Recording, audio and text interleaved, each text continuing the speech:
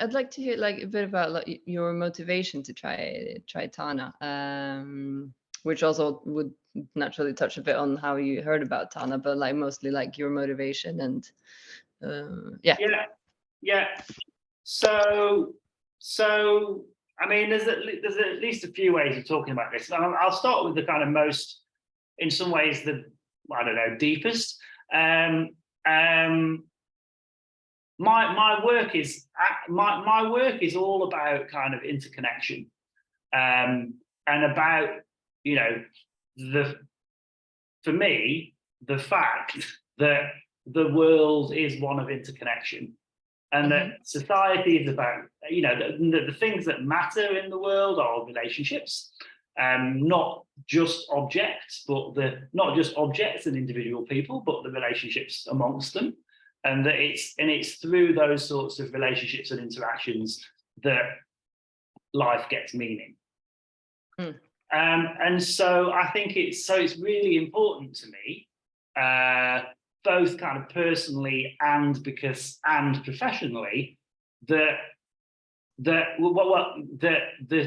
approach that I take to try and strengthen those interconnections is one that has space for those interconnections. So the fact that Tana is, you know, I mean, I actually think the phrasing is not quite right. I mean, you know, the everything is a node.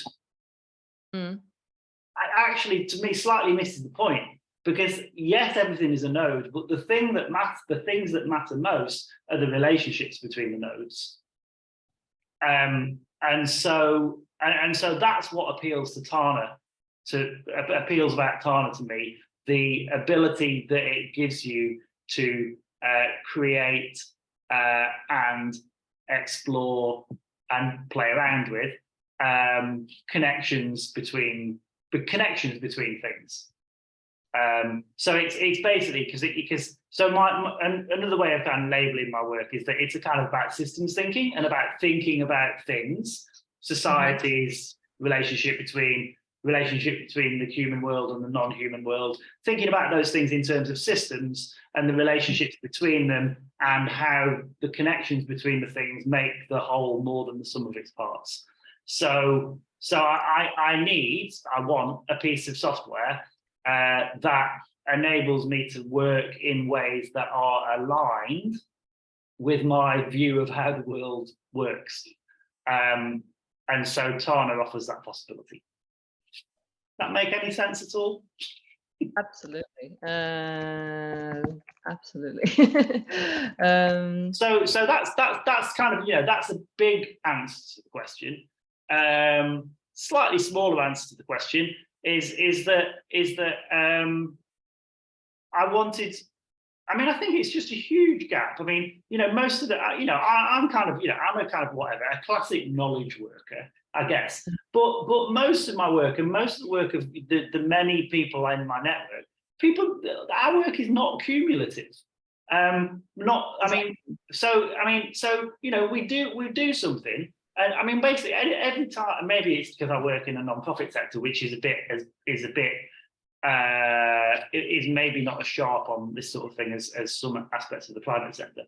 But so I mean non-cumulative in a couple of ways. I mean, like the Evernote example is the classic one. So if I've read if I've read whatever 50 articles on corruption in the last year, and they go into Evernote, and I tag them as corruption. Maybe I tag them as corruption and service delivery, or corruption and environmental matters, or something.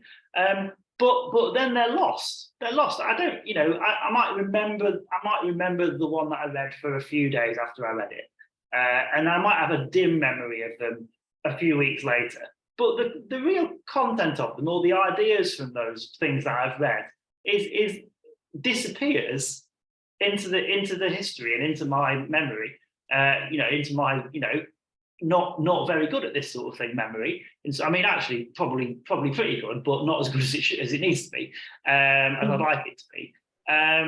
So there's no sense of there's not enough without the software or some process to back this up. You're not really building from various things. You've read about this, and you've read about this, and you've read about this.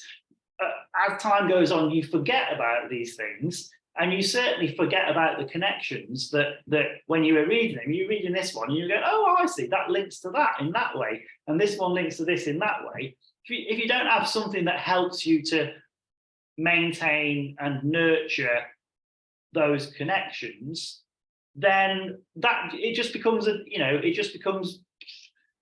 items that have passed you by, and you're like, oh, I remember that piece, but you're not doing anything with it.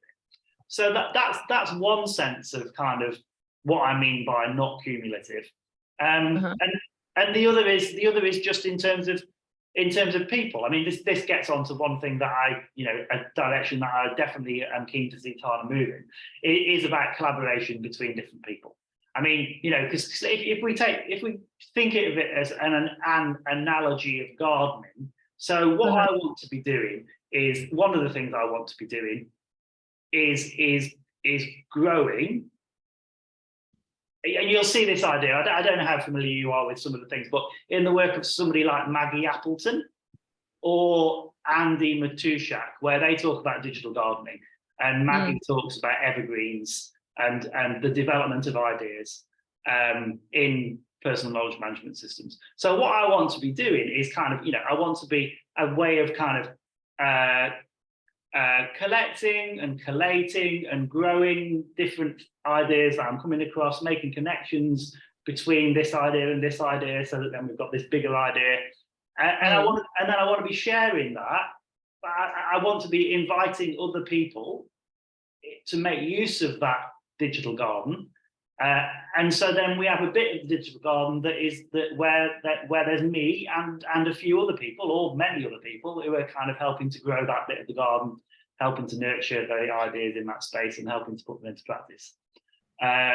So basically, in a way, I mean, the second answer to the motivation to use Tana was to try and make my knowledge work better, more cumulative, more creative, ultimately more collaborative, hopefully.